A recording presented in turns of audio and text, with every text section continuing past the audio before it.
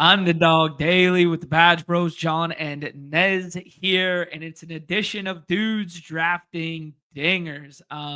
Yeah, you know what? I said, do away with this hoop stuff, Nez. I said, you'll take care of the people, give them all the alpha. They only want to hear from you anyways. Get that out of the way, and then let's just be bros, bro out, talking about what's happening in spring training here, and just kick our feet up and draft some dingers. What a better way to spend a Tuesday afternoon for most of us. So yeah, no, it'll be fun. I didn't know what time it was and what time it would be for most of our viewers. I had to think about it, but no, I've been continuing to plug away, including my ongoing slow drafts and what I've already completed. I've got 80 left to actually register for. So okay, I think we're in basically the exact same spot then. Because what did I say yesterday? I was at 60 something. 60, so, I think.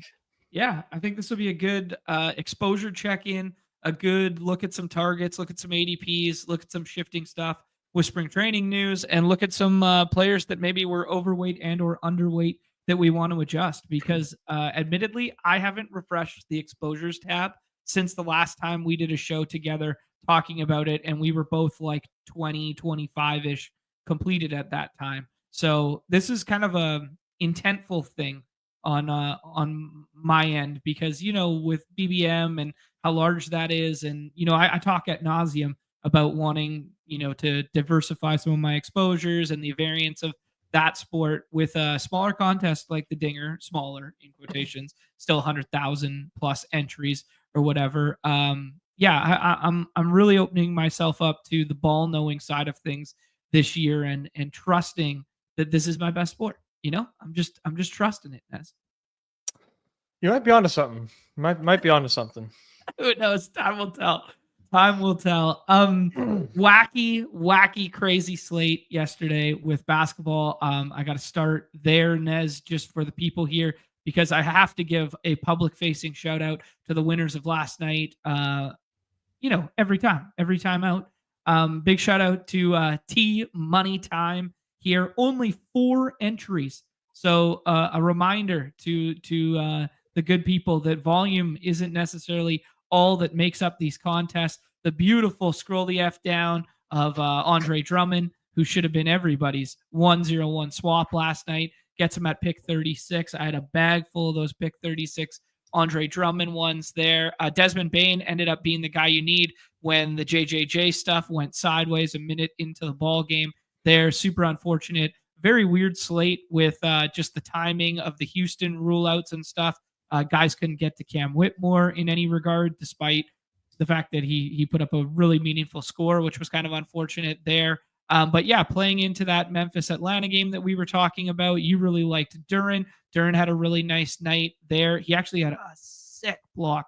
I was watching that game, a sick chase down block at the rim on either George or Collier, but it was super nice. But yeah, big shout out to T Money here, and then Hot Sauce is up here as well, who participated in the NFL Dog Bowl, and then Spartan is up here, who's going to be participating in the NBA Dog Bowl this weekend. K Will's up here, names his return to the NBA streets, and instantly has a top 10, another top 10 for the Wood, who we will see this weekend as well there. T Pastel's up here. Dean does content. Miso's up here. Johnny Footballs. It was a little bit of a who's leaderboard last night, Nez. Yeah, it was good. Good work by the community. Didn't quite get there. I mean, I don't know, man. Let's be real. It was not quite as fun of a slate as you are making it out to be. It was not all sunshine and roses. I mean, yeah, it was Kyrie wild. Irving hurt. Tyrese Maxey hurt. Jaren Jackson Jr. hurt. I mean, it was a shit slate. It was a shit slate. But congrats to the people that found their way to the top for sure. But it was a bloodbath. It was definitely a bloodbath there. Your boy had a pretty close one here. I was in the top 5 at one point there, and had a really nice thing going. But then I needed a little bit more out of Melo, and then DeRozan basically just didn't play the last 15 minutes of that ball game, which was unfortunate. Needed DeRozan there. So, yeah, it was definitely a bloodbath, and you really needed to get on either Cam Whitmore or Drummond as some of those swap options, Simons and Sharp as well, ended up being really nice plays. The Stunna asking, no basketball. And yeah, no basketball today on the main show. It resides behind the paywall, which that sweet little badge beside your name will gain you access to. Nez did a full hour and a bit deep dive on it. The link is right down here below.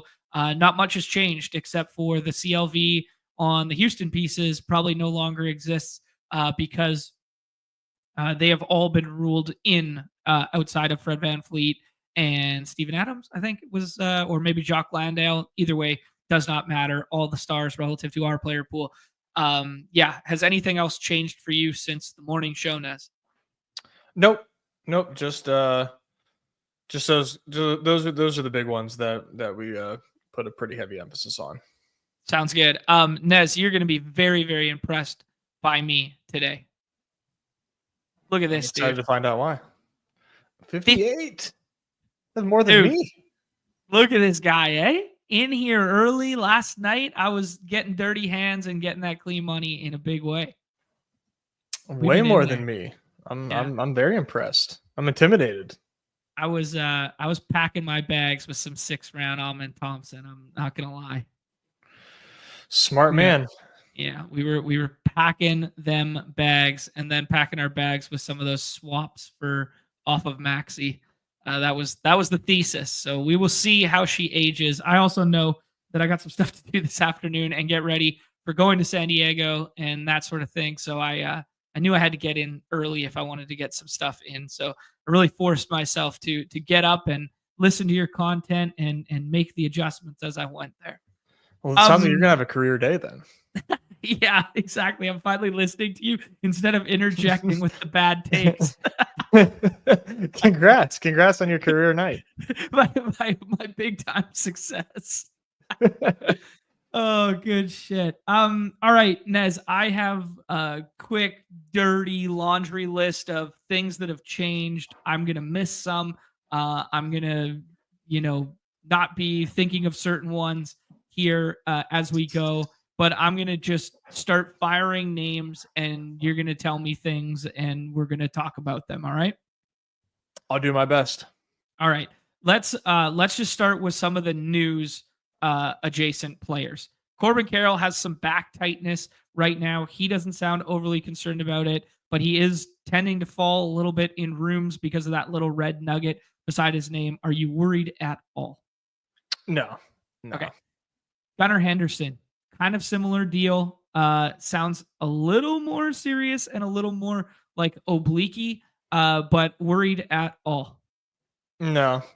Okay, cool. Yeah, I wouldn't be letting these guys slip. There's a nice little nugget beside Kyle Tucker that he is scuffling in spring. Evergreen reminder, Nez, that we do not care about that, correct? No, I don't. You shouldn't either. All right. Perfect. I love this. The train is rolling here. Freddie Freeman. This is a very interesting one. I put Freeman and Will Smith on the cover of tomorrow's paywall.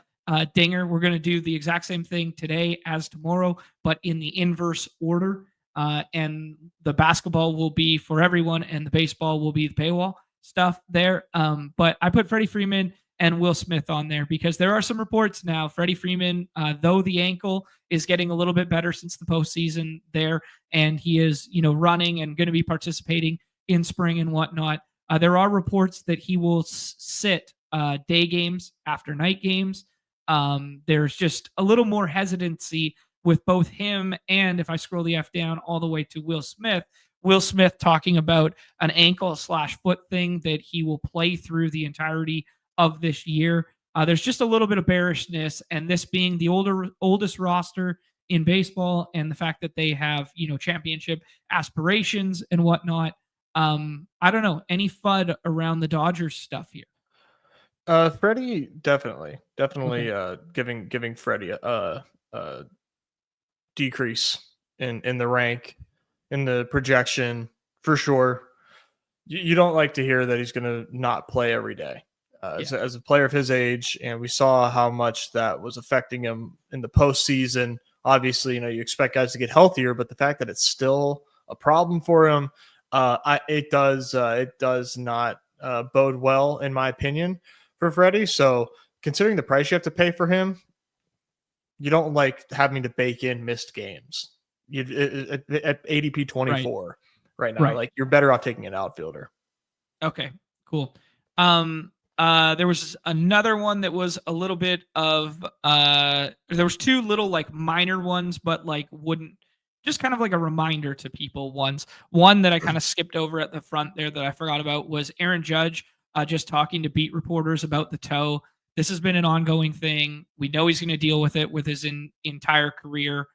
Any concerns with that as like the bullish case for Judge versus Ohtani, or is the pitching side of Ohtani juxtaposed to that just kind of a net neutral for you? Is the question 1v1 Judge Ohtani? Yeah. Yeah, it's still Judge for me. Okay. You're not concerned about the potential lingering toe stuff there. Okay, cool. Some interesting notes here. Olsen kind of climbing up in terms of ADP. I think just seeing him and Austin Riley go back to back with the home runs kind of piqued people's interest. Wyatt Langford falling in rooms right now. It does sound like he's going to resume baseball activities this week. It was originally the oblique. Have you moved Wyatt Langford in any regard? I have not. No, I just assumed he's going to be ready for spring. So yeah, I mean, I'm not like mega overweight Wyatt Langford, I don't think, but I'm not docking him. Okay, sounds good. I just got breaking news from Underdog on my watch. Saquon Barkley signs a 2-year extension. All right. Then. Wow. Yeah, after they cut Slay yesterday. Okay, cool.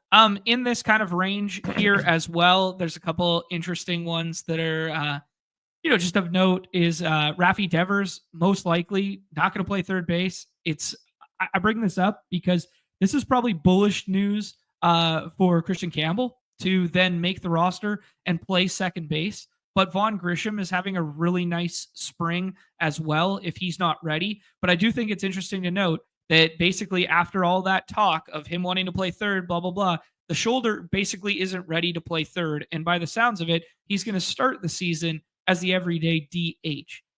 Does this affect your evaluation of Devers? Does this give you bullish thoughts on Bregman and his ability to just stay and play third base where he's comfortable? Or does this give you any, third eye, hey, maybe one of these rookies is now going to make the roster?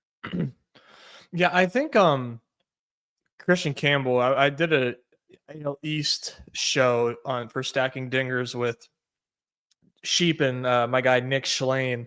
And Nick was saying that Christian Campbell not off to the start that you would want for a young guy in spring.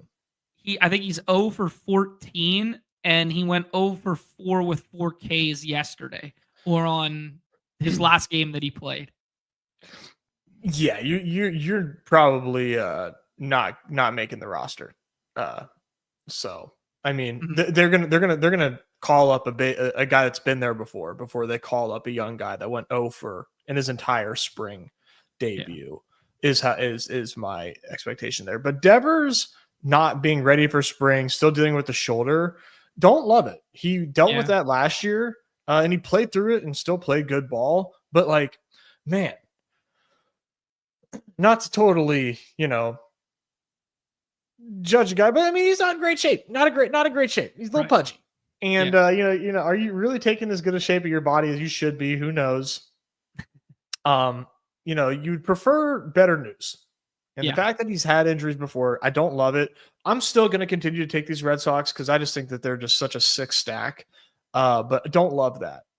Yeah, I am getting a little worried about stacking Red Sox with just so much platoon risk all over the field.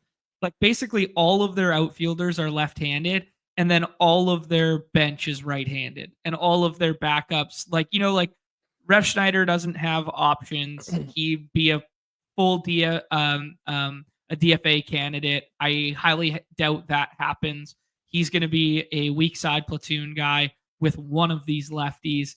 I don't know, like Rafaela, they gave him money, but like he could just be super util still. Just thinking out loud with Boston, I'm pretty scared of playing time for a lot of these options. Yeah, I mean but the top is nice, but there is the depth is shaky for sure. Yeah.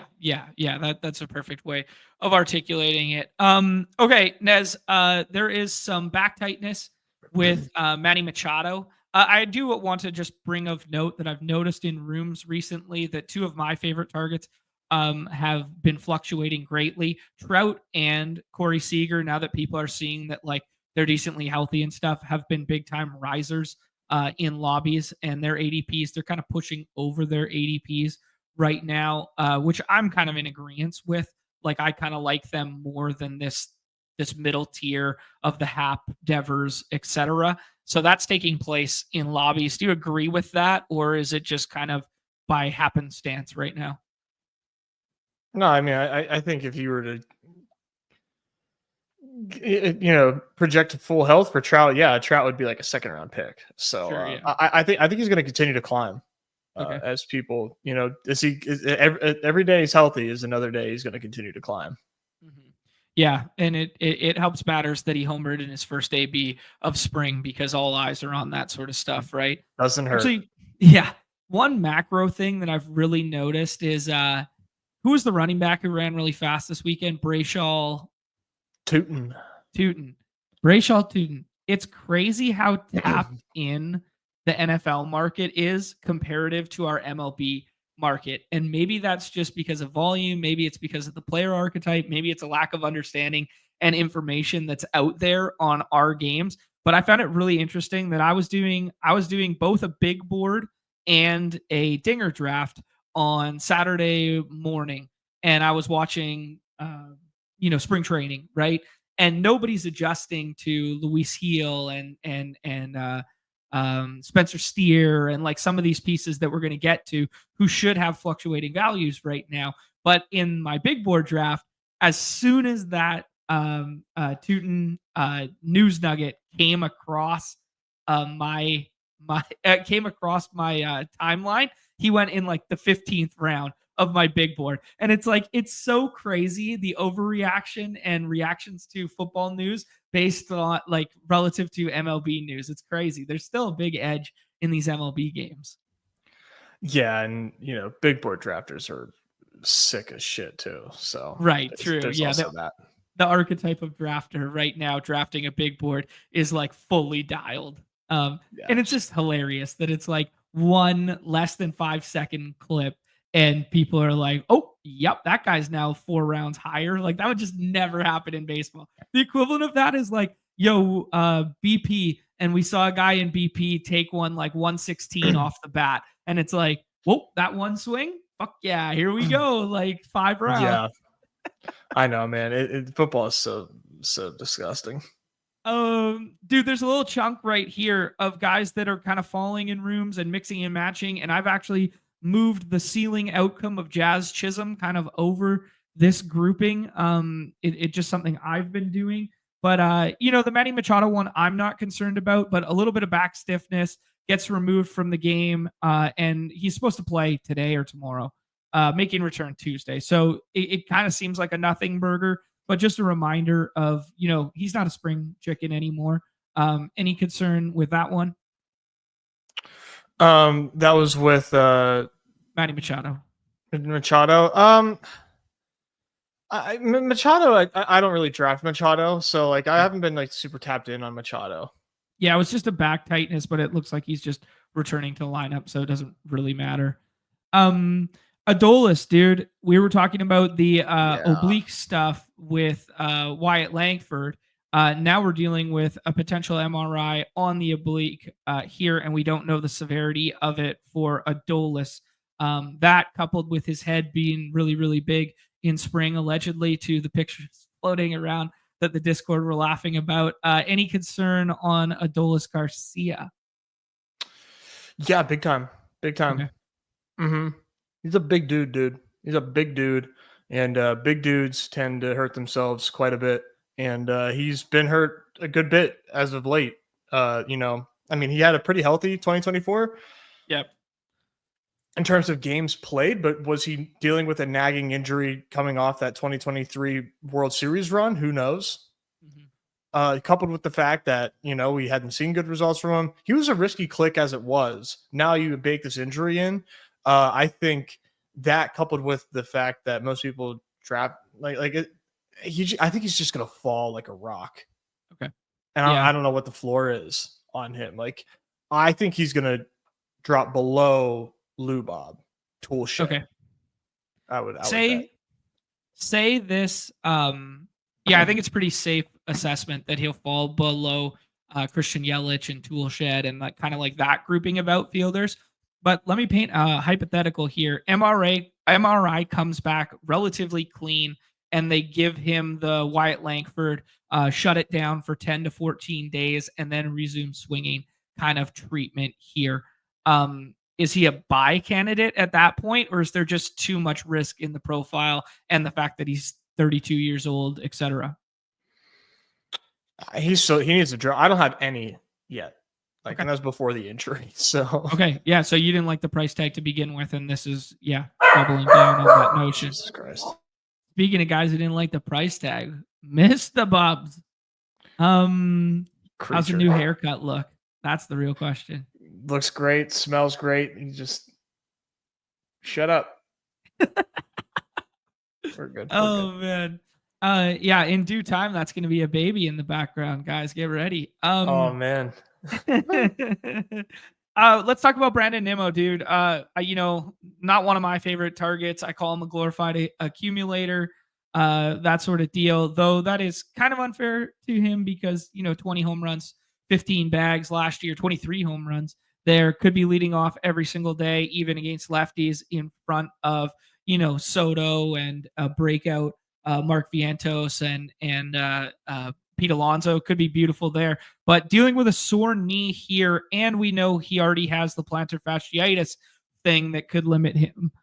Any concerns on Nimmo? Should he be falling in rooms? I don't think so. No.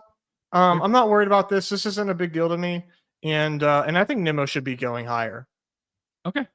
All right. So Nimmo over this kind of like Adolis tier and up over Manny Machado, etc. Hilarious to have Christian Campbell's name in this mix now that I look back at it. But it's funny. All right, let's move on here. Spencer Steer, by the sounds of it, is a candidate to start the year on the IL. A lot of people mixed opinions on Spencer Steer around the industry. A lot of people had him pegged as a regression candidate. A lot of people had him pegged as a potential platoon risk with like Christian Encarnacion Strand and their ability to get him at bats. Now we have a bearish report on his ability to be available for opening day. Thoughts on Spencer Steer and kind of a benchmark that you're comfortable taking on him, because I will tell you where he fell in a pretty good draft last night. Well, I mean, he was overvalued to begin with. And now you add in the injury. Man, I don't know the area that this would be, but like, man, pick 80, maybe 80, and that's like, and I don't even know that I would take him there.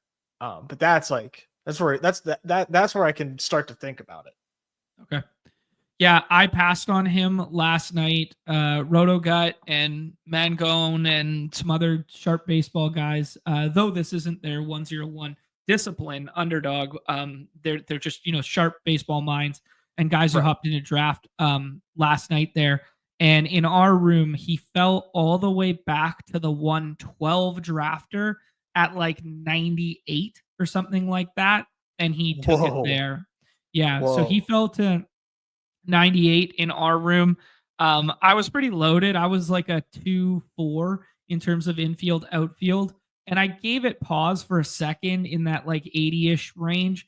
And then I was like, nah, I got to get my first starter. And I think I took Kirby out of this grouping or something like that. So yeah, I don't know. Pick 80 is like that. That's like the pitcher, glory hole, so to speak. Yeah. That you got to go pitcher there, especially if you start off 2-4 with infield, outfield. Yeah.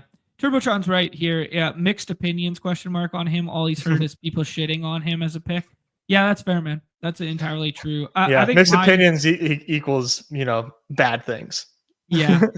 My mixed opinions though was like I was kind of fine with it at ADP when you stacked them with Ellie and you played the home schedule narrative in our contest specifically, right? Like just you had to take them kind of there, and I think every other outfielder is a platoon risk that stacks with Ellie. So I was just like, yeah, I'm fine mixing him in. So maybe the mixed opinions was just my lone voice, I guess, in my head.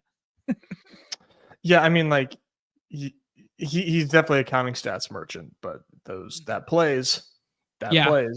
Lefty killer, dude. If he gets 2 lefties at home in the finals there, who are they facing? They're facing Toronto and somebody else. Toronto doesn't really have lefties to throw against them, though.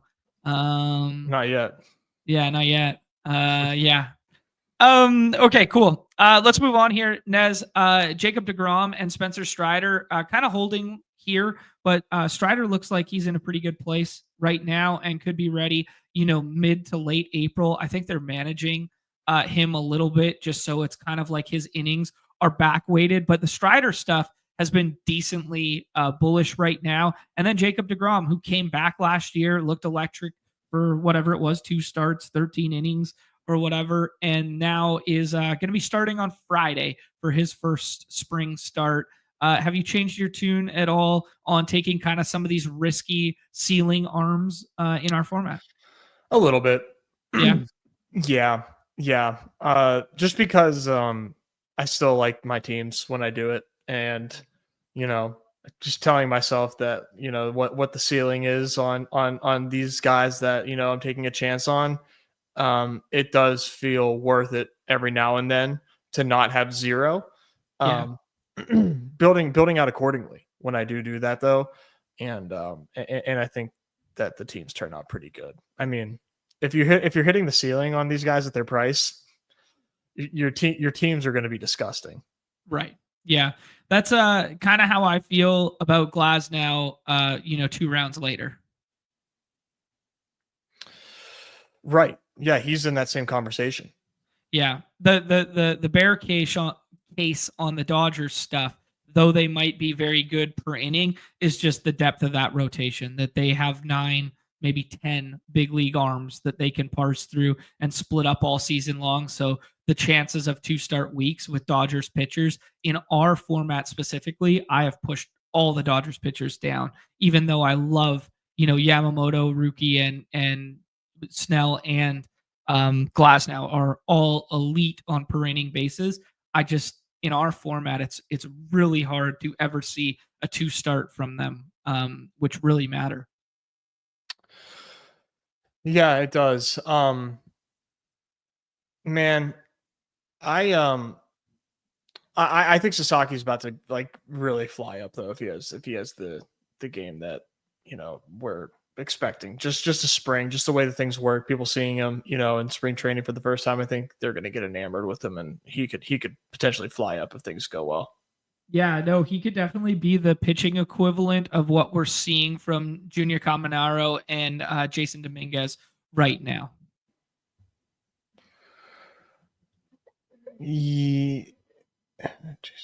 Sorry. You said you think that's where he goes? No. I mean, like he's the pitching equivalent of those two, where he's like the fun, new, sexy, shiny toy that pushes up because of spring. Yeah. We see it all the time, especially with the Asian pitchers. People get excited. I get excited. Goddamn. Yeah. Yeah, I mean, look no further than Senga 2 years ago, right? Like Senga just started to skyrocket. Yeah, and he was great too. Yeah. Speaking of which, Junior Caminero, 2 homers the other day. He's been rising in rooms. He's become kind of a staple of the 5th round when you're in badged up rooms there. Do you agree with it? What's the stopgap for you with him? I mean, I take a ton of Junior. It's hard not to like him, man. He's a beast, and he has a great park. We think it's gonna be great. Yeah. Any love for pushing up Jason Dominguez right now, like everybody else is, with the rumors of leading off with Stanton and DJ LeMahieu both banged up? Just potential that he's gonna for sure be on that roster and potentially lead off to start the year? Yeah, I think he's gonna play every day. Yeah, I think Dominguez is gonna climb.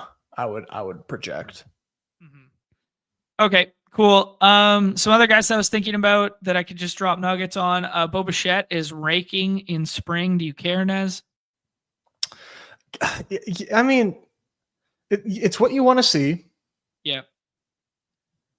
I do think that Bo Bichette's undervalued, but I'm not taking him though. Like if I was to give advice, I think he's a good pick. I think he's a classic overreaction to a one down year. He's only what? Is he even 27? Multiple times led the AL in hits. He's probably a great pick, but man, it does not feel good. Yeah, you're right. I've been basically treating him as stacks only, but yeah, it does feel. Born in 98, he's 26. He turns 27 in 2 days. So there you go. Yeah. Or tomorrow, actually, the 5th. There you go. Okay, cool. People were kind of scared about the accumulator and the stuff metrics going in the wrong direction for Zach Gallen, but he came out and threw harder in his second time out. So that's a little bullish nugget there. Heliot Ramos looks like he's going to be able to play in games next week. So that looks a little bit bullish for him there. Sandy Alcantara had another good start where he was sitting upper 90s and touching almost 100, 99 point whatever. Are we getting excited about Sandy, or was Sandy always just an accumulator and the strikeout ceiling isn't there, so you'd rather take other arms as he pushes up? I'm taking Sandy before he pushes up too far. Mm-hmm. But I do like Sandy. Good home park. He has he's been traditionally healthy other than, the recent injury, but it's not like he has like a slew of injuries in his history. So, I'm thinking that he can bounce back pretty strongly here. And I like that he's throwing hard. So, he is like, kind of like, what is this is not going to land. But like, he's like, go for it. You're committed now.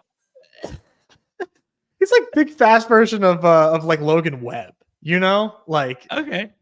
The Ks aren't necessarily there, but he's going to like throw so many innings and like, and limit runs and, do what he needs to do. Keep the ball in the ground. Yeah. A type of pitcher that I love in real life. Yeah, that did land. I'm a little more skittish on the innings with him just coming off TJ. Just, they have nothing to play for this year. He's under contract and should be a part of their rebuilding future unless they deal him at the deadline kind of thing and try and get a haul with him, which would be probably pretty smart if he pitches pretty well for like the first, 3 months of this season to try and just get a haul for their rebuild now would be pretty smart and pretty bullish for his like wins and innings going forward. So that could be a nice run out for him. Yeah. I wonder, I mean, the asking price would probably be astronomical, but it would be great. Yeah. Sanga started and looked pretty good. That's just encouraging. Then he's up on the hill because the Mets are extremely injured at starting pitcher right now and might bring some guys into the player pool, such as Tyler McGill or David Peterson, something like that. Jose Quintana signed elsewhere. He signed with the Brewers. So the rumors of him potentially going back there and ripping a roster spot are no longer. Matt Wallner's been leading off against lefties. I don't think that's indicative of his lineup spot or what they plan to do. I think it's just they want to see him facing good lefties and see what it looks like. And that's bullish for going forward of them if he performs well in these instances to not be a platoon target, even though this team is so platoon focused. So just one little note on that. Who else did I have here, Nez? Robbie Ray. Robbie Ray's looked really nice, and he was kind of a soft fade for me. He was really good when he came back from injury last year. Great place to pitch as well. Yeah, he's looked really good in spring thus far. I if I had to make the list of guys I'm trying to get a little bit more of, it's Robbie Ray in this range. Yeah, I mean Robbie Ray too. I mean the most recent injury was like a hamstring. It wasn't even like upper body, so that's better than upper body when it comes to a pitcher. So yeah, I think I need to get more Robbie Ray as well. I did early on and then I kind of stopped, but yeah, if the best case scenario for Robbie Ray is man, very very good. Yeah. I mean, it's very good. You know who he reminds me of, and it was a guy who was still relevant from fantasy purposes, like pretty late, was James Paxton. Like even when the velo's down, the deception in the delivery from the left side, the fastball sweeper, changeup mix, still throws high at the top or hard at the top of the zone. But he's a guy that doesn't have to be 98 anymore. He can be like 94 and still live there because of the way he hides it. That's just who he reminds me of. A little less over the top and upright than Paxton, but yeah, just as a lefty that can live in a good ballpark a little bit later in life. Yeah, I mean the fastball was never elite, Right. as Yeah. far as velo goes Yeah. for Robbie. Yeah. Ray's velo was up last year though. Okay.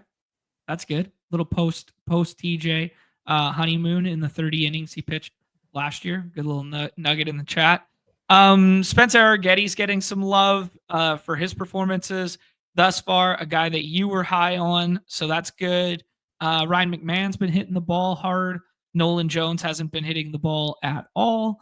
A lot being made of the 3-pitch add to Clay Holmes. Also, his rotation spot getting more and more solidified with the injuries to Sean Mania and Frankie Montas. How high is too high for Clay Holmes, Nez? Oh man, I don't know about how high he can go, but he's a great buy right now. Okay. I'm very much buying the Clay Holmes experiment. Okay. And I mean not as much as like I would like to, but I'm going to start for sure.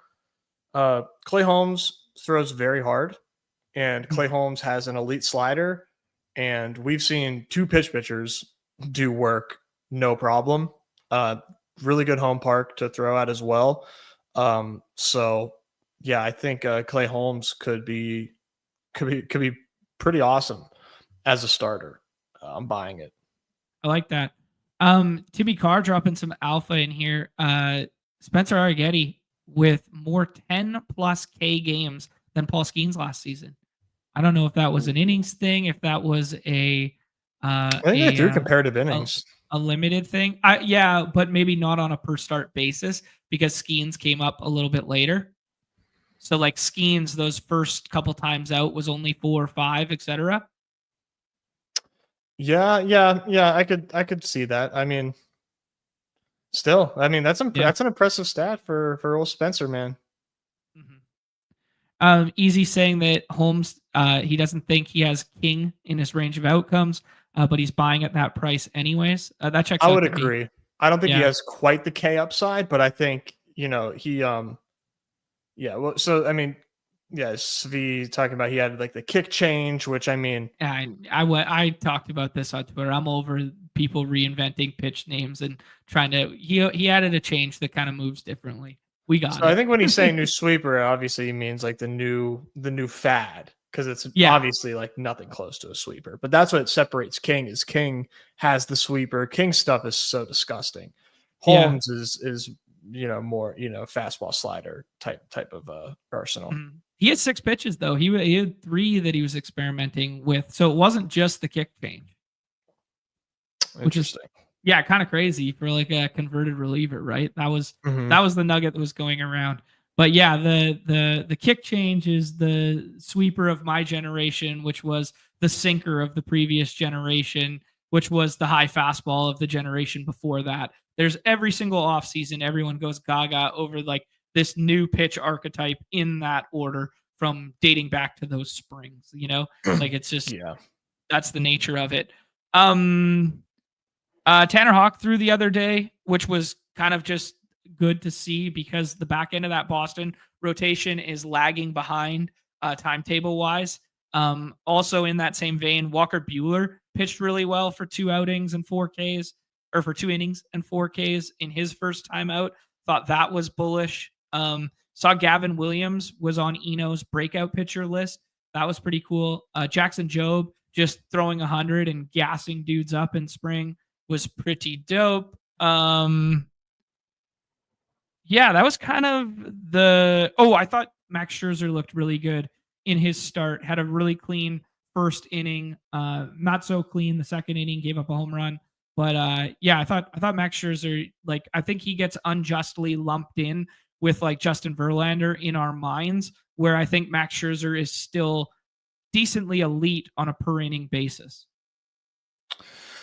Yeah, it's just like, can he hold up a whole season? That's the big question. Can he make it all the way to the playoffs?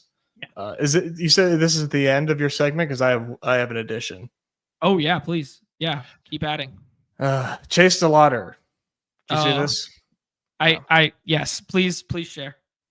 Yeah, old Chase, sports hernia, got surgery this morning, out for 2 months. So, fuck my life.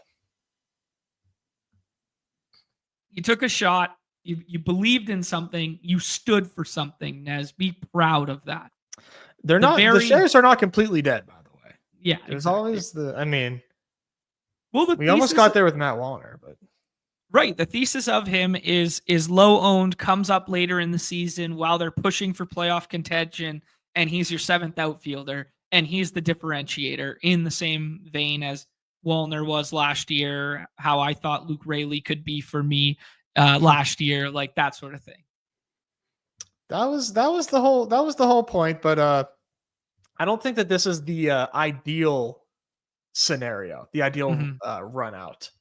Yeah, for my low owned 20th round hammer. So I just took him last night too, I think. So one more that I've missed on that I don't even see in the rankings right now, or two that I missed on.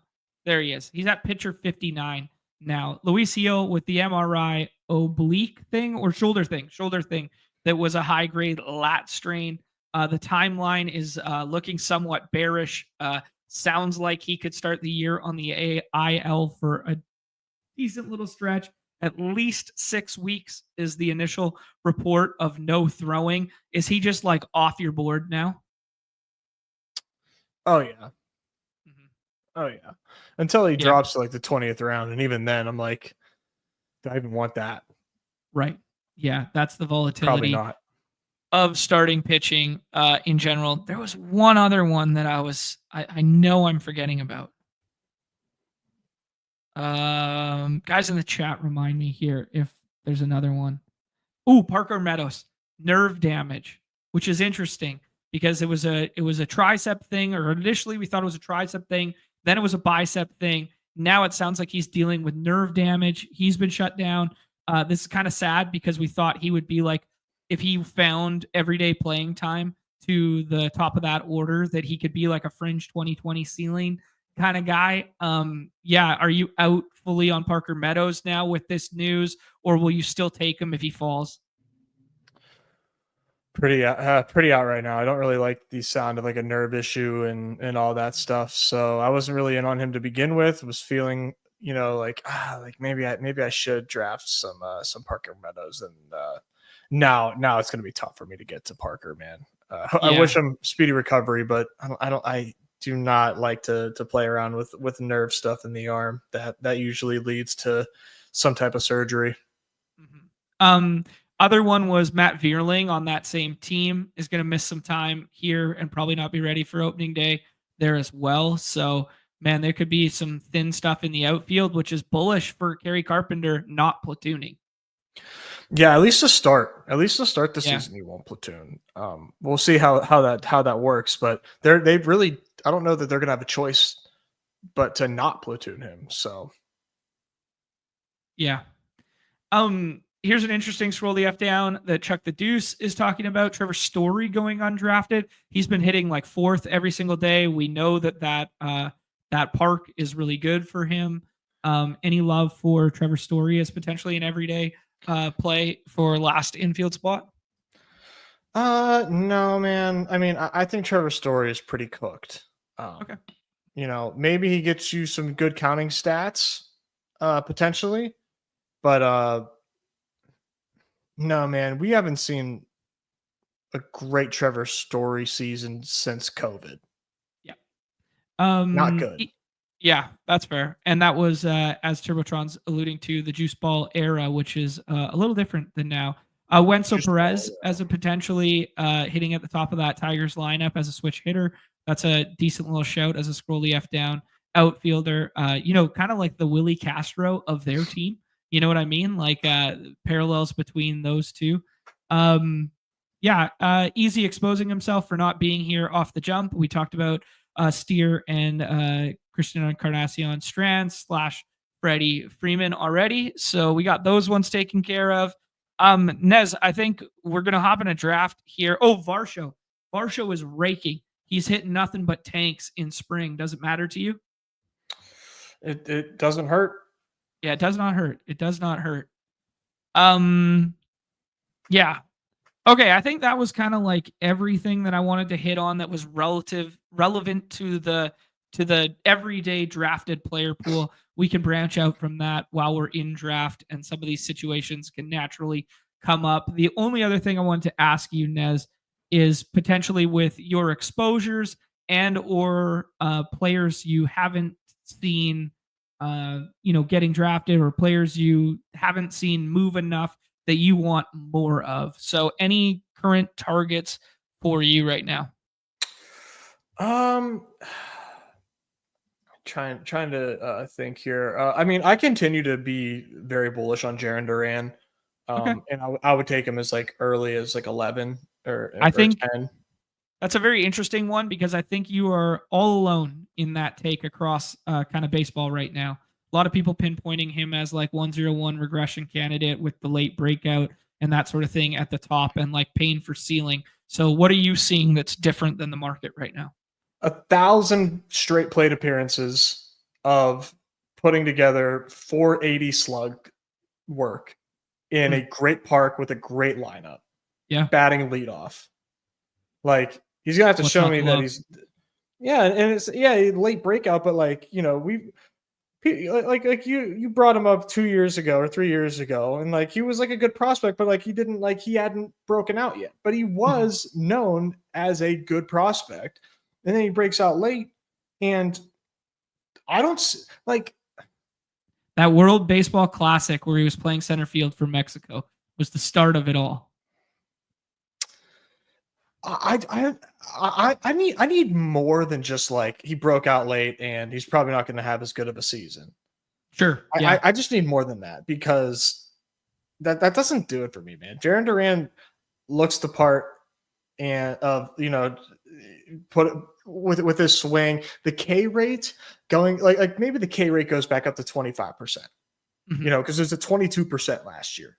Yep. All right. You're still looking at, close to 40 stolen bags, close to 20 home runs, and 100 runs scored, and maybe 80 RBIs. That seems good. I've heard one other bearish case associated with Duran, and I don't necessarily agree with the take because I think there's other spots to go. But I've heard people say that he could be platoon risk out if Roman Anthony comes up early. Not a chance. Not a chance. That's no shot. Yeah. Because I think those at bats would definitely come at the expense of Willer Abreu, Rafaela. But prior to that. Like, well before that. Yeah. I thought that was a pretty bearish. He led the major bearish leagues in plate appearances last year. Yeah. Like, he's very live to do that again with this team. Yeah, absolutely. Anyone else, Nez, that you want to be thinking about getting overweight, or anyone else as scroll down options that you've been drafting, or should we just hop in? No, we can hop in before I start talking about a pirate. I love it. Another guy that's uber hot in spring that has been fitting my thesis of just jamming due to playing in Colorado when they have 7 home games in the finals is Tyro Estrada. Just a guy that, I've been adding to my stacks late. Ooh. There we go. Yeah, sorry, not platoon, just taking those every day at bats away. Yeah. Durant is a nice fit for wait for it, Trevor Story. Oh, they do stack nice when Trevor Story's hitting 9th. They do. It looks like you guys beat me in here. I'm glad I was last one in. But we are in with a bunch of friends and family here. A bunch of names that I recognize. Whole bunch of puck guys showing out in this one. Bar Down Beauty, Noah, and Hockey Hooligan. 3 puck guys in the draft streets with us here. Bar Down Beauty. How about it? Bar Mexico. Oh. All right, Nez. We're rolling this 103 spot here. I think there's a big 3 in most drafts. I have been taking Soto over Witt most of the time here. How are you feeling about this Bobby Witt versus Soto versus Judge discourse? Because I'm a little worried to be the guy who's not getting Bobby Witt very much. I mean, Bobby Witt is my 104, and I can't take him a second sooner. Okay. But any worry that that's going to leave you like just exposed with 104 Bobby Witt? Because I think the whole market feels this way. It kind of is what it is. Okay. I mean, if that leaves me with more Juan Soto than the field, how is that a problem? Right. Yeah. That's the bull case of looking at it. There is if you're light on Bobby Witt, it's because you're over on Juan Soto. Almost certainly. Yeah. And it's Juan Soto, man. It's Juan Soto on the Mets. Here's a puck guy, Horner in the chat. It doesn't count unless you bar down. Yeah, buddy. Bar in, bar down. That's it. Fuck yeah. Here we go. I love not knowing what any of that means.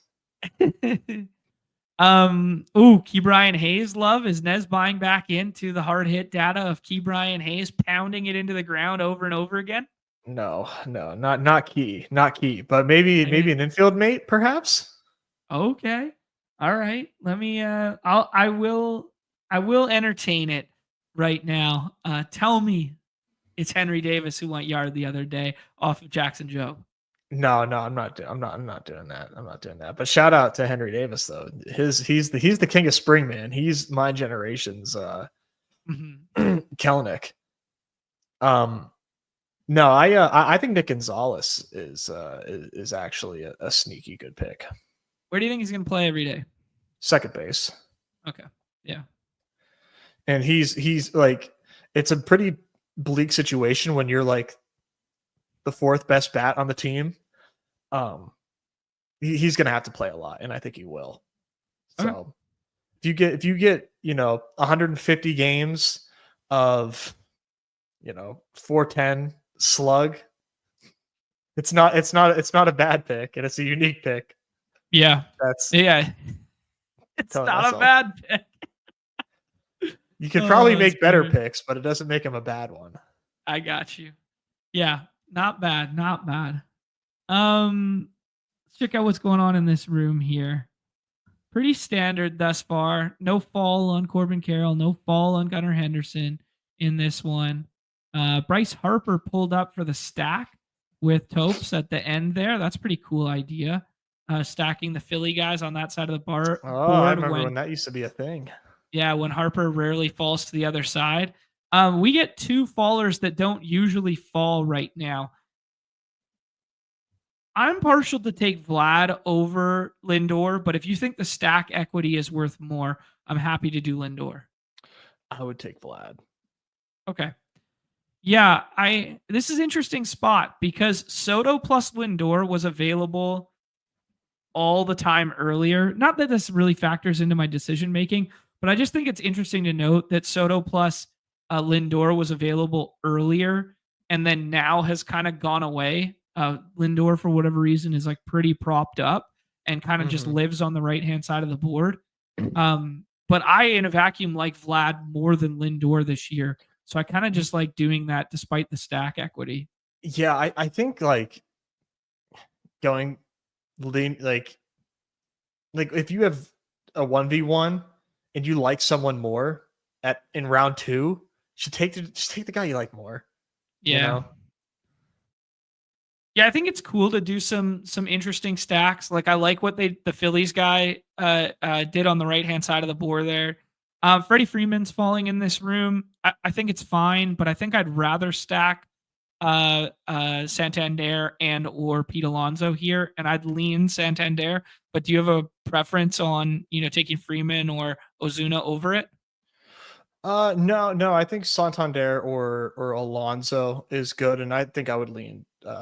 I think I'd lean Anthony Santander. Okay. Yeah, let's do it. This stack on this side of the board is getting rarer by the day, and I do like the fact that Toronto plays 4 games against the Reds. Yeah, in the finals week there, if we happen to get there with this lineup.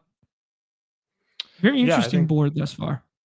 It is. It's fun. I like to see it. It's how it should be. You should draft where you want, man. Yeah. And that's Timmy at the 12 hole, right? Yeah. Yes.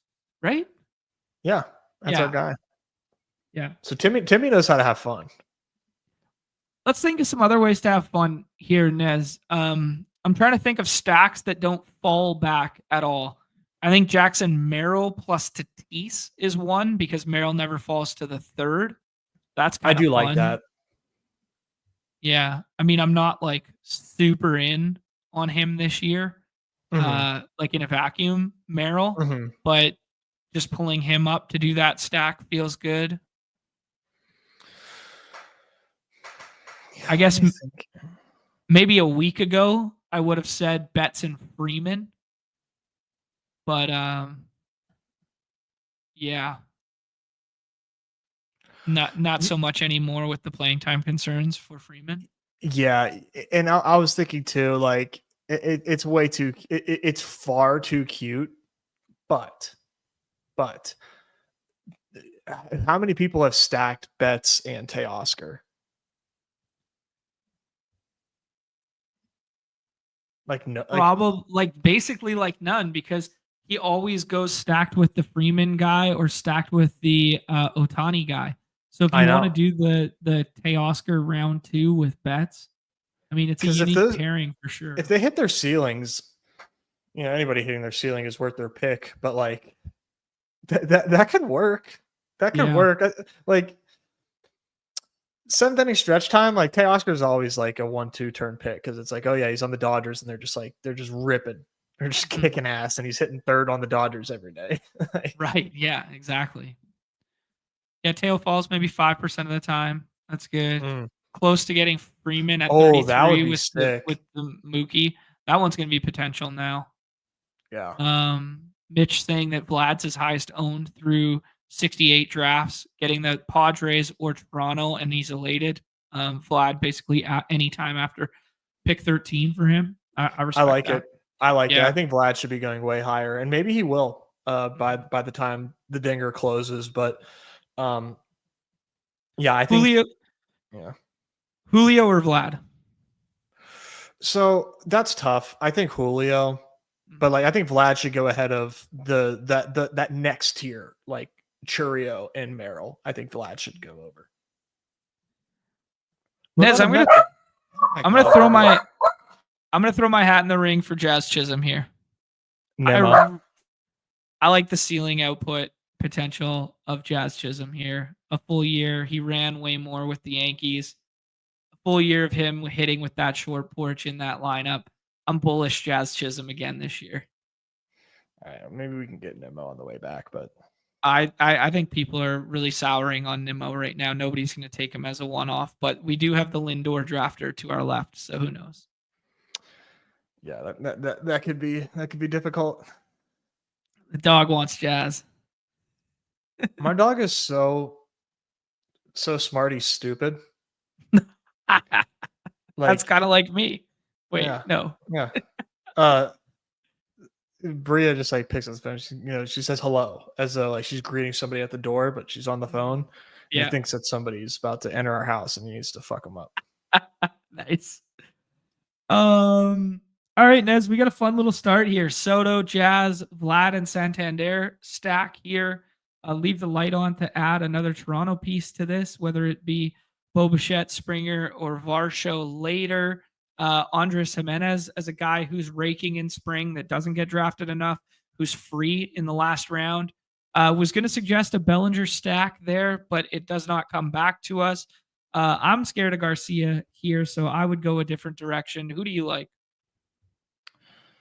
I do like Cruz and Seiya.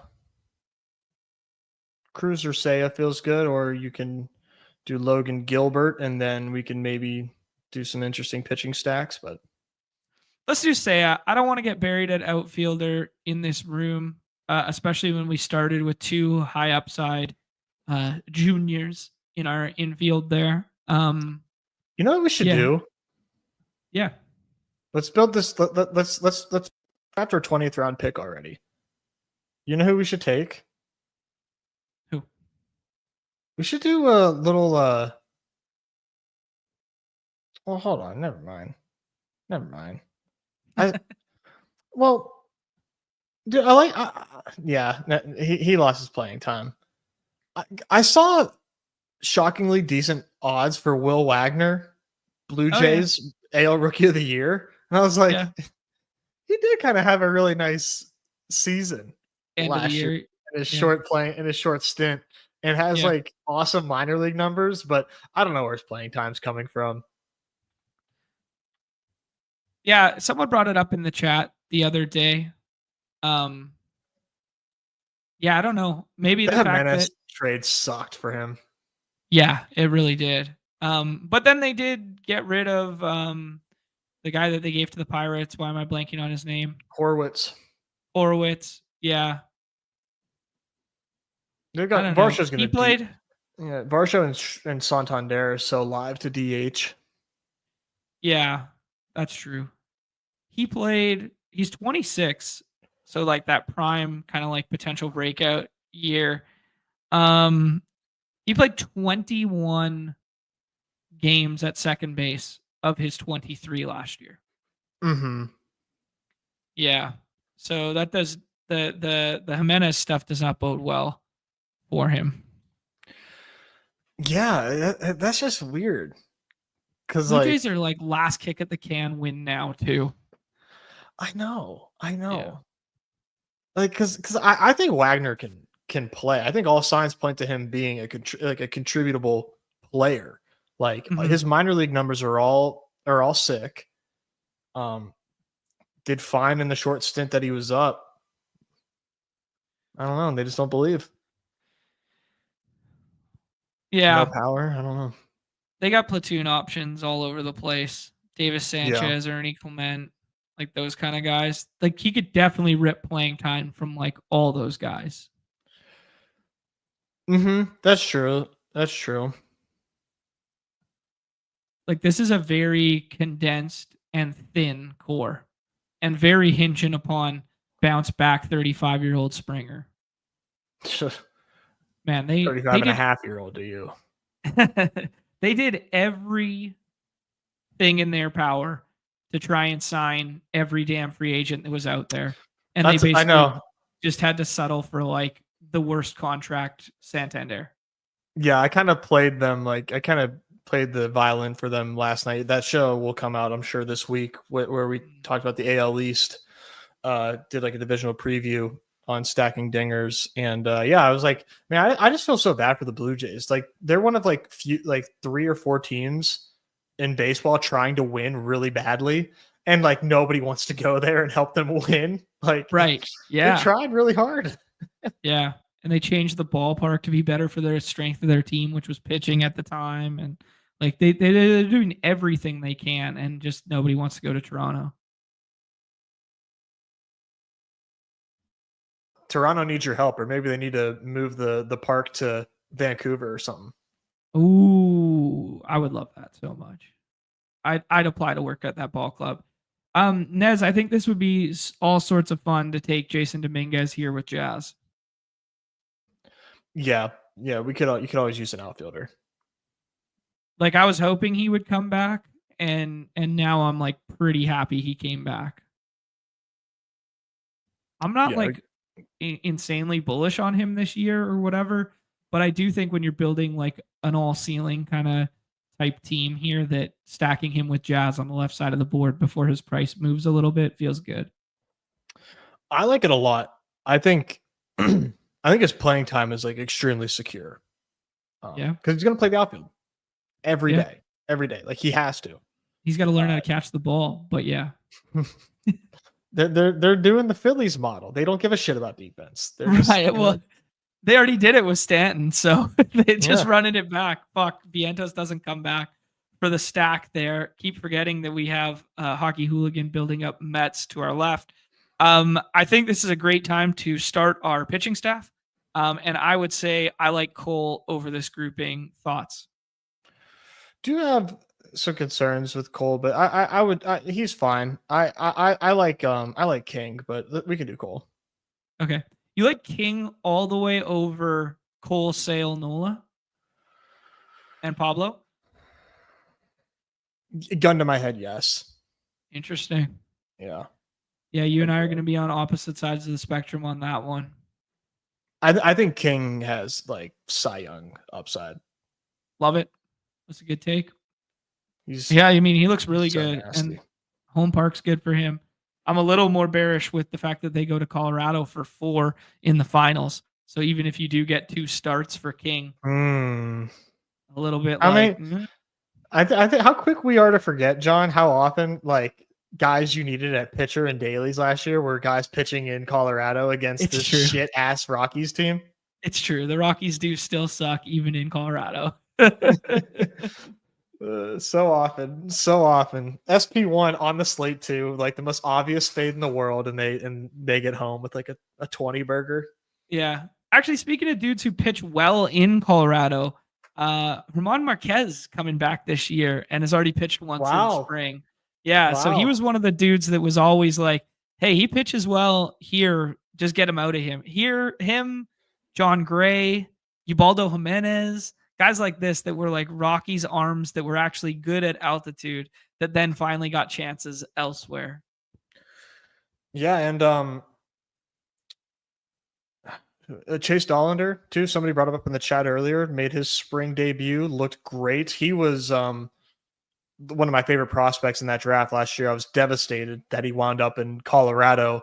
I'm not taking him because he's a Colorado pitcher, but I am excited if he makes his debut this year in dailies. Yeah. I will definitely play around with some Chase Dollander if he does happen to get called up this year.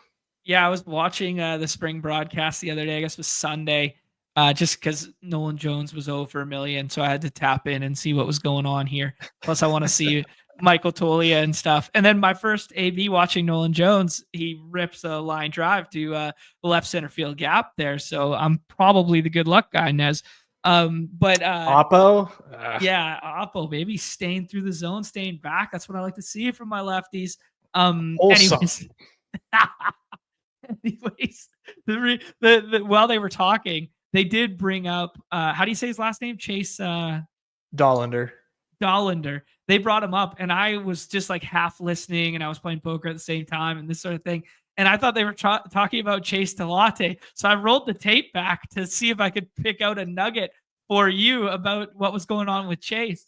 And yeah, they were talking about Chase Dollander. So different dude. Yeah, I think he's really filthy. He's number 1 prospect in their organization, or just number 1 pitching prospect in their organization? 1 in the org, 12 overall. Yeah. I remember reading that. All right, cool. We're kind of in that honey hole right now, the appropriately named glory hole for pitching here in the 7th and 8th rather. Spencer Steer falling all the way to 93 in this one. I'd throw my hat in the ring for Bo Bichette and then a pitcher on the way back. Nez, thoughts? Yes, let's do Bo. Let's do it. This is the time to do it. Yeah, And I think the thing about this too, sorry, Mhm. is that like you don't need a fourth stack necessarily. Like 3 is probably plenty, especially when Yeah, we could use a pitcher in this sick pitcher spot, and the other stack partner is like a sketchy bet on Springer. yeah, absolutely. Yeah, and we already got 4 outfielders too, so it's fine to fill an infield spot with the stack partner, opposed to that. And When you yeah, go ahead. well, I said it earlier on one of our shows like a while ago that like in a vacuum, if you told me Varsho beat Springer straight up or like Davis Sanchez to an absolute extreme level somehow found a way to beat Springer straight up, I would not be shocked. I would not be like, oh my god, that's inconceivable in terms of bands of outcome. In terms of projection, absolutely not. But in terms of like range of outcomes, I would not be shocked if we had more fantasy points accrued for Dalton Varsho in this contest than Springer, and he's available, eight rounds later or whatever. Yep. Nez, pick a starting pitcher for me, or go with who you'd like to pick. Take Sasaki just once. Roki? Yeah. All right, let's do it. Shoot some ceiling after we have the horse in Garrett Cole above. I did listen to Vlad on Rates and Barrels the other day, and he said before he adjusted for ADP, before he adjusted for some metrics and stuff like that, his raw base projection for rookie was SP5. That's pretty exciting. Yeah. Pretty exciting. I was gonna say, as far as how we have this team turning out, having 4 outfielders by round 6 just like opens up your ability to do so much throughout the draft because you can just kind of trust that like you made the right decisions with that outfield, and you can build a nasty infield from this point, build a nasty rotation, and tell yourself that, hey, like maybe I flex that 4th outfielder, but I am probably drafting like a very nice flex option at infield. Um, you know, I would very like highly caution like overdoing it at outfield. If you start with 4, just trust you did that, and then like beat the room in every other position after that. Yeah, well said, dude. Well said. Noah saying when Jon and Nez don't fall behind an outfielder on stream, the drafts are real tough. And yeah, that's exactly what you're alluding to right there. Tuna asking about an outfielder in Adolis. Roll the tape back, my friend. We talked about it pretty detailed there when we were going position by position. Lou Gehrig over here telling us to go to NL West only from the 6 hole. Let's see what our guy Colt fan is cooking up.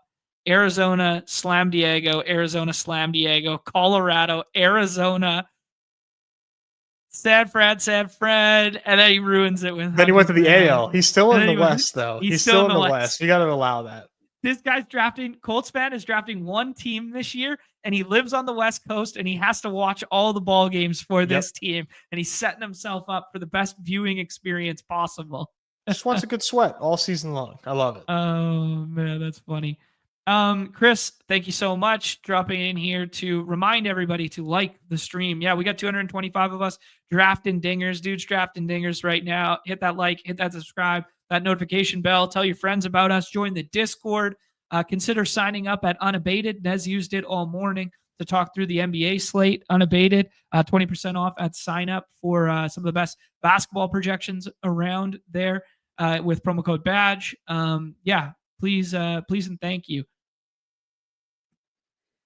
We got some DeGrom updates from a beat reporter out of the Rangers, Evan P. Grant, who's a legend, by the way. Okay. Nothing groundbreaking here, just saying likely to have an innings pitched limitations this year of some kind. Building up the 4 innings pitch in spring training. He's going to start as SP5 on the team, and they could space out his starts. Okay. Yeah, I mean, that's not shocking. No kidding. That sounds, yeah, that sounds kind of like he's the same price as Glasnow in my mind. You got a nasty fall on Springer, man. You don't want to take it? No, I'm out on Springer. Oh, you're crazy. Come on. I'm out. I'm out. I'm out.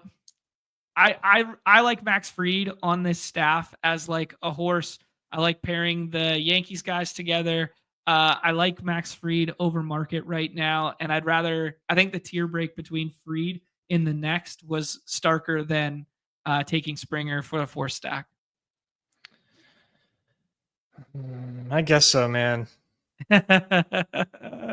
Not waving Springer Not to waving it, bro.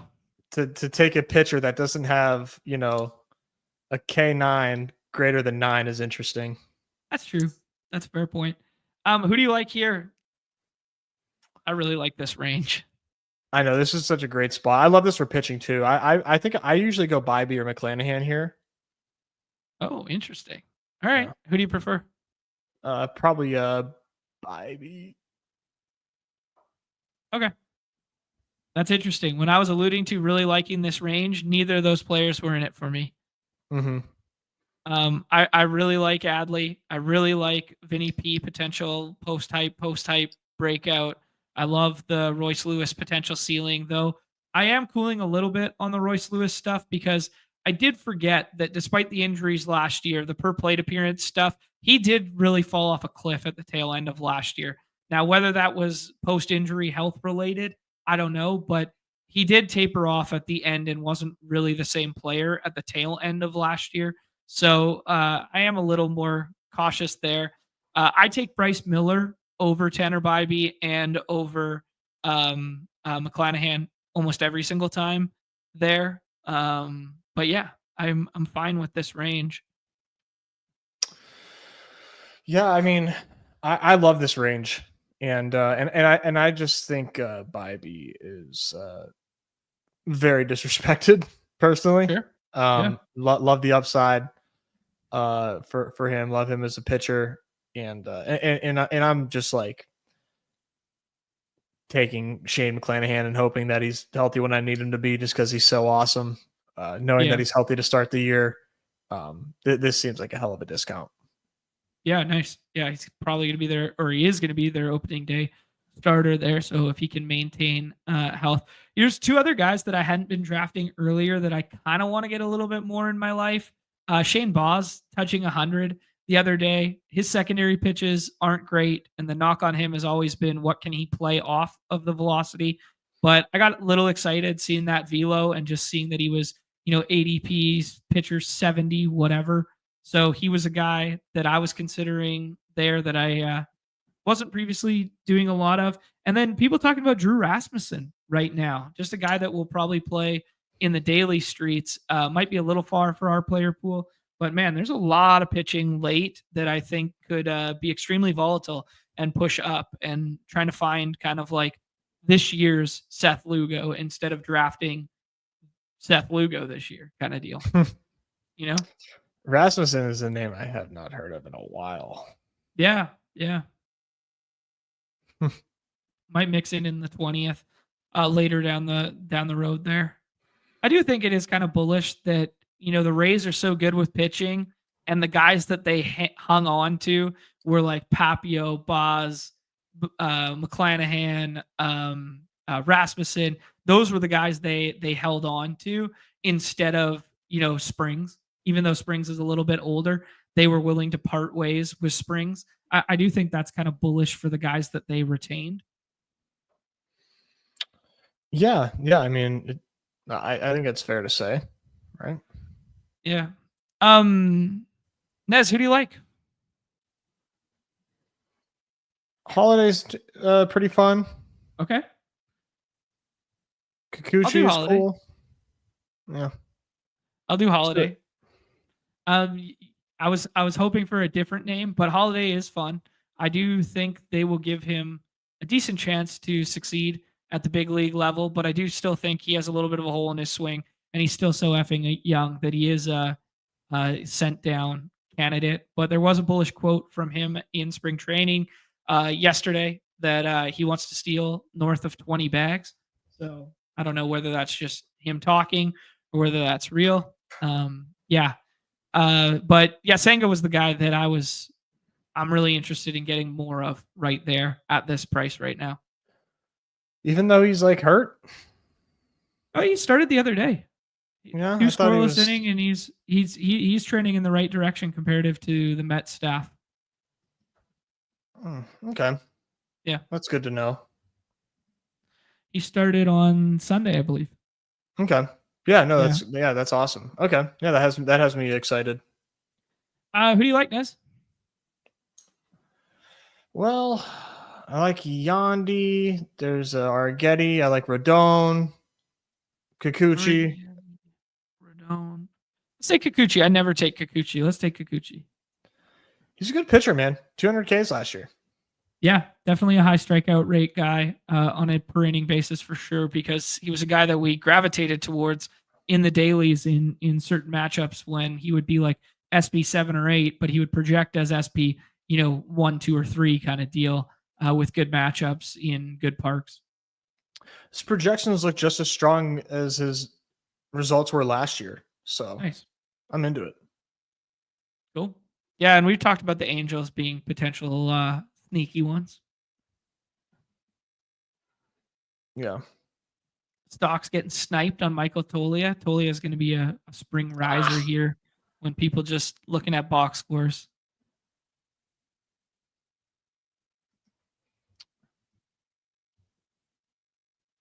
Yeah, I thought for whatever reason I thought I saw that like Senga was like still working.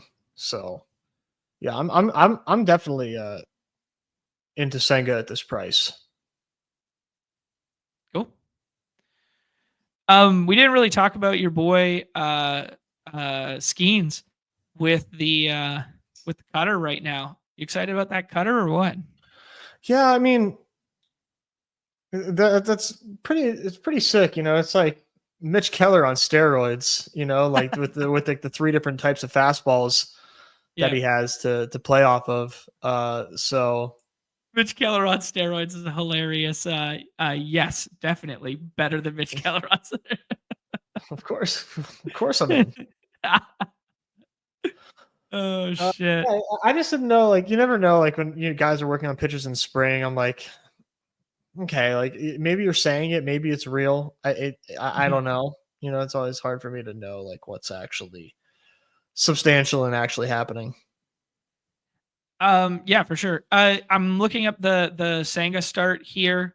2 scoreless innings, 2 Ks, no walk, 5 whiffs, 7 called strikes, so 39% called strike plus whiff.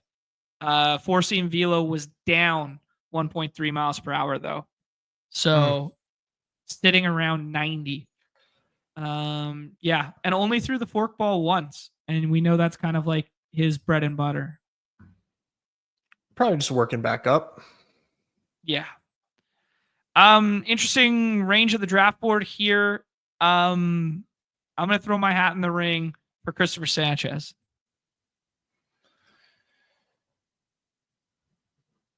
Okay. A bit of a scroll. Oh yeah, buddy. ADP is an artificial construct. I like Christopher Sanchez quite a bit. We're seeing the velo up right now. We're seeing bigger strikeout rates. I think he has. We liked him last year as breakout potential. You in particular were all over him late in drafts there, and then he's come into spring this year and looked even better. So I'm trying to pack some bags that I wasn't previously packing, and I have a lot of this range of pitcher in my life, and it almost is all comprised of Brandon Pfaadt and Nick Pivetta and Taj Bradley. So I kind of really want to start pushing up Christopher Sanchez to be my 5th or 6th starter. Yeah, he's a good pitcher, man. He's a good pitcher. I'd like some better K upside for a pitcher at this range, but it's still a nice pick. Back here, there's Varsho. Seems like the right time. Yeah, I think I want to get on the Varsho. Kind of like the thesis behind passing on Springer is that we can get Varsho later and just kind of tack on that 5th outfielder here. Set up that kind of like super stack of 4. We got 2 stacked Yankees. We got no Met stack or Cubs stack, so we could start considering some back stack potential there. Also could just consider some scrolls. or some mispriced players. About that time. Oh, we're going Splinker. Oh my God, the Splinker of my generation, aka the kick change, aka the sweeper, aka the high fastball, aka the cutter from 5 years ago. We just keep reinventing the wheel with these terms, guys.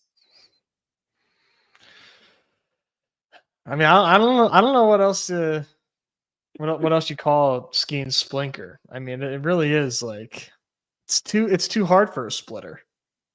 That's true. Yeah, it's fine. Yeah, I can get on board with that. Yeah, when the bottom falls out at 97, yeah, I don't know what you call it. Yeah, good luck. Call it. JGFC, do I need to start dabbling in the Dinger streets? Yes, 1000%. It's the most enjoyable season-long drafting experience on the platform. And as long as you follow the basic principles of not falling too far behind at outfield, and you don't know, you're not familiar with JGFC's game, brother. He doesn't follow it. He does not follow any principles. That's true. He's rogue. So he would start off with like 4 straight pitchers, which he could definitely put that theory to test for sure. Here's one that we've been talking about: the Cardinals backstack, break glass in case of emergency. Cardinals backstack is really popular right now. Yeah, I do a lot of Contreras, but primarily paired with Lars Nootbaar or Walker or something like that. I don't do a ton of Mason Wynn. I think he's a better real life baseball player than he is fantasy prospect. He's going to be a leadoff accumulator, but he's a good defender who throws hard. Keep him in the lineup every single day, and they're going to give him every opportunity to play in the world for play the young guys. But he's just not the archetype of a dude that I draft. What are your thoughts on Mason Wynn, Nez? He's fine. I just think he's too expensive. Like he's just too expensive for me. And I mean, he does have a pretty decent ceiling given his like prospect pedigree, but I'm just like, what's the difference between Mason Wynn and Jonathan India? Yeah. Meaning that you'd want to take more Wynn because India's higher up in ADP? I don't think that's true.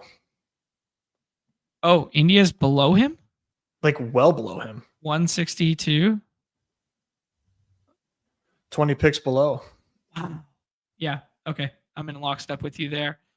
Horner, I don't think is going to be available to start the year. Roman Anthony, I don't really draft. I'm kind of warming up to Joe Adell. You want to take a Joe Adell share? That's like the definition of fun. It is, right? I mean, Jordan Walker, I take a lot. We could have taken Jordan Walker there. I know you love Jordan Walker as well. Ooh, I like him. I don't love him. I like him. Okay. Yeah. I there's people out here doing much worse things than me. That's for sure. People are also and by people I mean I've seen Brad in Discord talk a lot about Jesus Sanchez. Really liking Jesus Sanchez. Okay. Yeah, I mean he hits the ball hard. Big swing and miss, but definitely some pop in that profile. Stacks nicely with Connor Norby for free late too. Yeah, or not at all, but yeah, he does stack with Connor Norby for sure. Yep. I think we should consider some infield here. I'm worried about the Zach Neto timeline, so I kind of scroll past it. Michael Busch with Seiya stack. Who do you like? No, not Michael Busch, I don't think.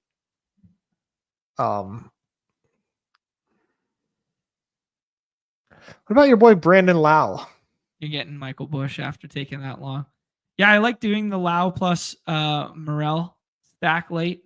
I like doing that kind of like little combo. I think Lau, I prefer Morel as a one-off than Lau as a one-off for what it's worth. Just age. I mean, maybe handedness plays better for Lau in that park, but Yeah, a little bit more of a. I don't know. I just Lau's health history and amount of at bats kind of scares me. I like the Christopher Morel breakout potential a little bit more than just knowing what Lau is right now. Yeah, that's fair. Breaking news. Breaking news. We got some hoops news, which is Austin Reeves has been ruled out for today.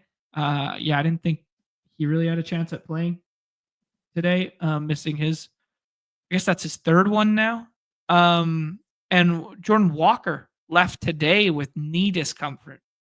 So there's a new nugget there from spring that probably took place in the last hour and a half that I did not see. Yikes. Yeah.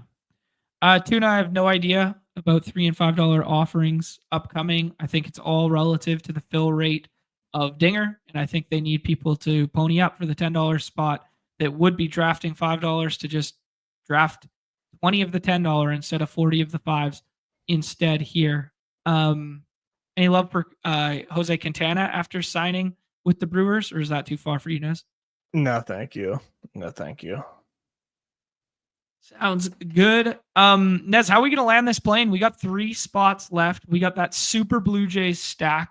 I think probably 1 pitcher here and 2 infielders is how I would land the plane. How do you feel with this team? Yes, I think that is probably how I'd wrap things up as well. Okay. What kind of names are coming to mind for you? I don't know. You can drop a couple in the chat if you want, or if you want to just start spitballing some names out here, by all means. I do like your Morel shout. Yeah. I take a lot of Christopher Morel. Been warming up to what Bar Down Beauty just did here too with Connor Norby. Just buying a profile that could lead off every day that has some pop, that was a good prospect profile. Mm-hmm. Correa is a fun pick as well. I haven't been doing Correa unstacked, but I'm fine to do so here. Yeah, I don't think he's somebody that you need to stack because like he's just undervalued because of health. Okay. So would you rather have Correa or Morel right now? Or we could set up the Lau plus Morel thing too. I think I'd do Correa over Morel. Okay.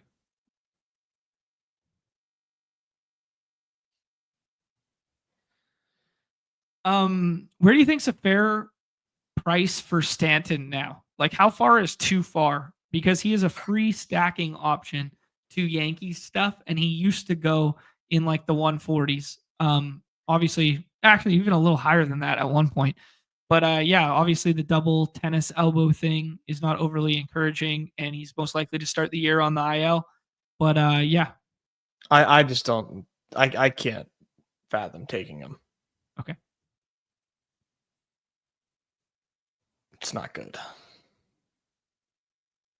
Sounds good, my friend.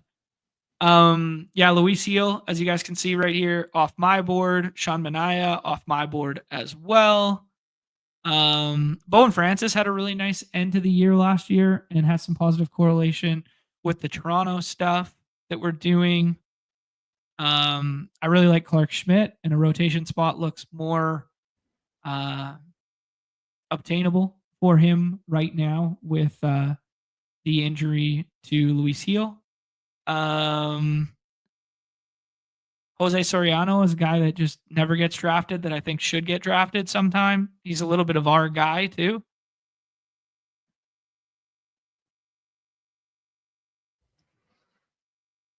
You like this? Video is sort of behind here. I would go with like one of these infielders that we were talking about. Ooh, fuck.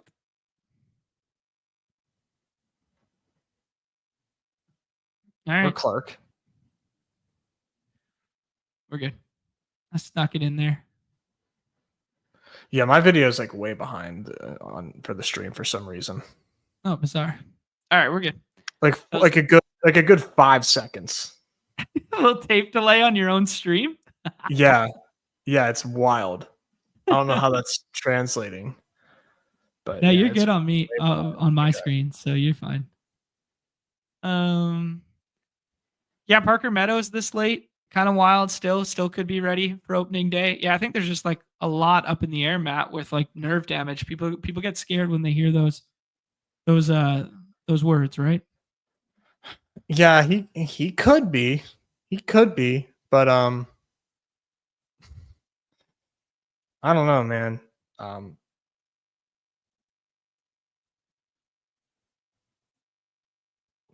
uh, the quote is just as likely to come back within a week as it could be 6 weeks, you know. Sure. Mm, yeah. Sure he could come back, but if he misses too much of spring training, I mean, at the end of the day, you know, long ass season, it's probably worth it at that point, but we don't have Yeah. any Tigers things going right now, so Yeah, and we already got 6 outfielders after we took 4 early. We've kind of made our bed there. I think we got to end this with a starting pitcher here, Nez. Yeah, I don't know if any of those targets that I was bringing up jump out to you or what. Yeah. I think we have a pretty shored up rotation that we could take an upside shot. What do you think? Where would you take the upside shot? Well, considering you know how many points I feel like we've accrued at least through the early part, you could probably draft a player that maybe isn't expected to start in the big leagues, but has you know a lot of potential whenever they do come up, whenever that does tend to be. I'd rather take a starting pitcher on this team. You gotta take your Brady Singer then, bud. Go ahead, take your. Nah, I don't take Brady Singer ever. I don't like that park. You don't like Brady Singer's 90-mile-an-hour fastball? That doesn't do it for you. Little 90 poo in the smallest yard on planet Earth. Interesting to see Kumar Rocker still getting drafted. He's had a bad spring and kind of looks like he's outside looking in for a rotation spot. Was the name that you were going to say was Chase? We're still doubling down on Chase. Oh no, I was gonna say Bubba. All right, I'm fine. I don't know. You're not scared of Andrew Heaney signing? No, because they sent Oviedo to the IL 60-day. Okay, Bubba is back in our lives. All right. So you can't. We didn't take a single pirate, man. We didn't have a single pirate on this team. What do you? We almost had a good team. I was not going to let you get away with that. Oh shit, man. That was fun. A couple more questions in the chat here. Emil just saying that can't wait for baseball dailies. You and I both, brother. They are so effing fun. Is Chris Bryant washed or washed?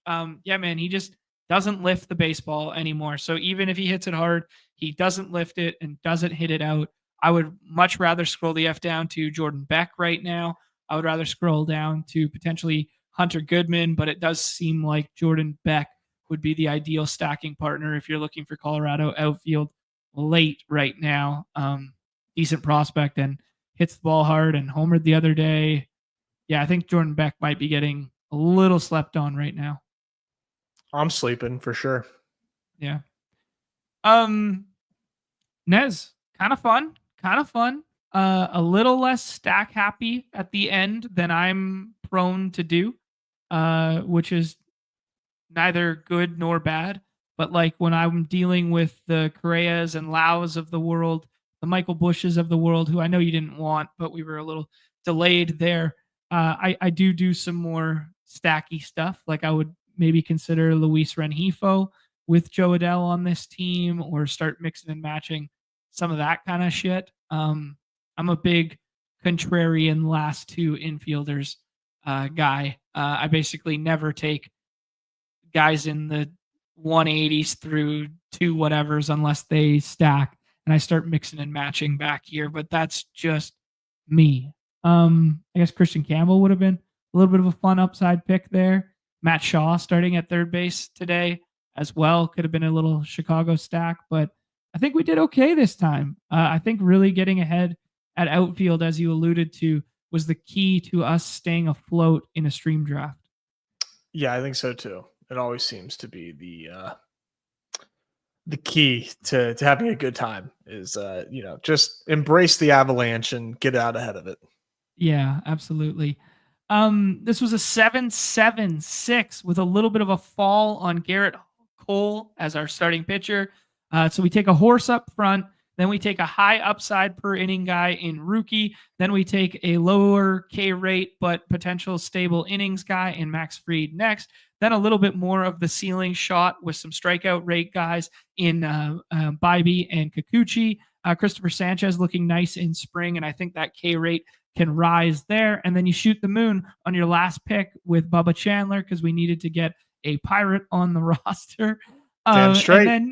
And then at infield, we get a little bit of a fall on Vlad Guerrero. Had an interesting debate between him and Lindor with Juan Soto, but I think the fall of Vlad is a little bit rarer these days. Jazz Chisholm, a guy I'm warming up to shoot the moon on. Bo Bichette having a nice spring paired with him. Jackson Holliday is going to steal more bases. Michael Bush as a guy that Nez didn't want, and I just got scared and stack happy and starred him. Carlos Correa and Brendan Lau as two potential volume middle infielders late there. And then Juan Soto, Anthony Santander for the stack, Saya Suzuki, Jason Dominguez still hovering around that 70 ADP. I think that thing's going to climb. Dalton Varsho instead of the Springer fall, and then shooting the moon on Joe Adell 2020 ceiling with our last pick there. Nez, thoughts on this one? I think we did all right, man. Yeah. I think we did. The infield, I think, is the biggest question mark here on this team. Like, I think the outfield is very shored up. I love the pitching staff. It's a bunch of guys I feel really good about.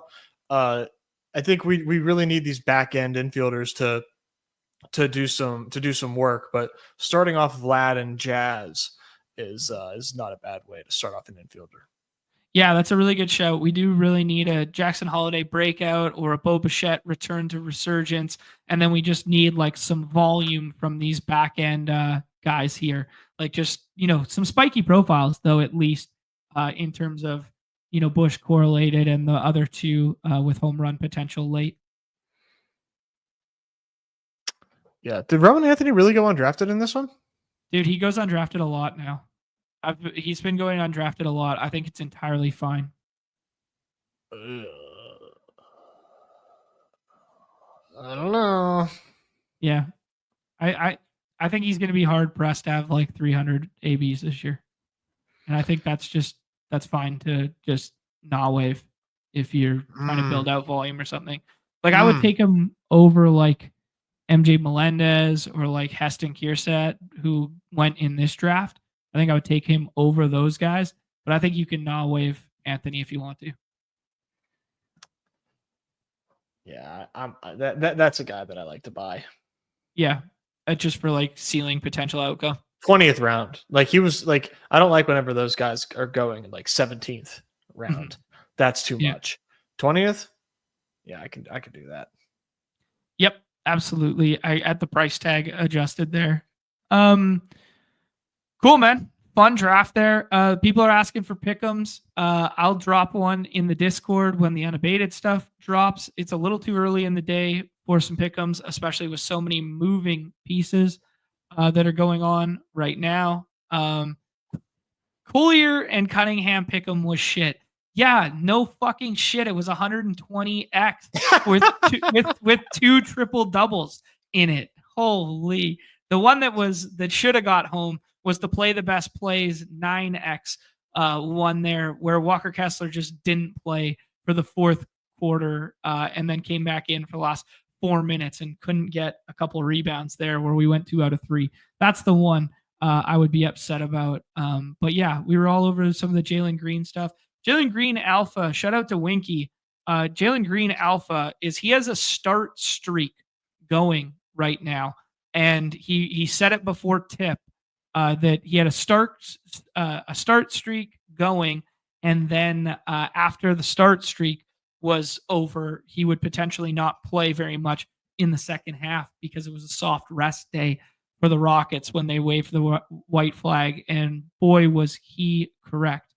All right, Nez, I think that's a good place to tie a bow on it. Guys, do us a favor, hit that like, that subscribe, notification bell. We'll be back for 2 shows tomorrow in the inverse order of today. Also leaving the light on for a potential guest tomorrow to talk maybe a little football instead of a little baseball, but that might have to wait another week or so there. It is peak baseball drafting season. Anything else you would like to say and or share, Nez? No, that'll do it for me. Thanks for hanging out with us, guys. Always fun to talk and draft some baseball. And got to finish out these hoops drafts. So see you in those lobbies.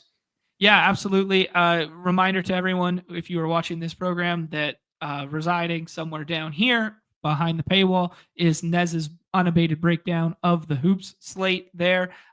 Not much has changed. The Rockets guys have been ruled in, so they'll be pushing up in draft rooms in general. And then, they will be pushing up in draft rooms in general.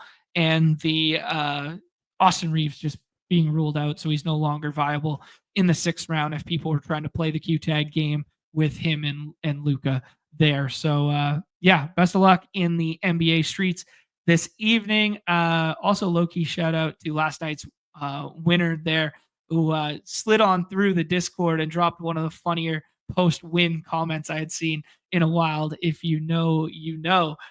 So join up in the Discord there, guys. Lots of good stuff going on, and there will be an unabated pick'em coming your guys' way in the future there. No vibes-based ones as of yet. Everybody's favorite time of the show, the end. Peace. See you tomorrow. Good luck tonight.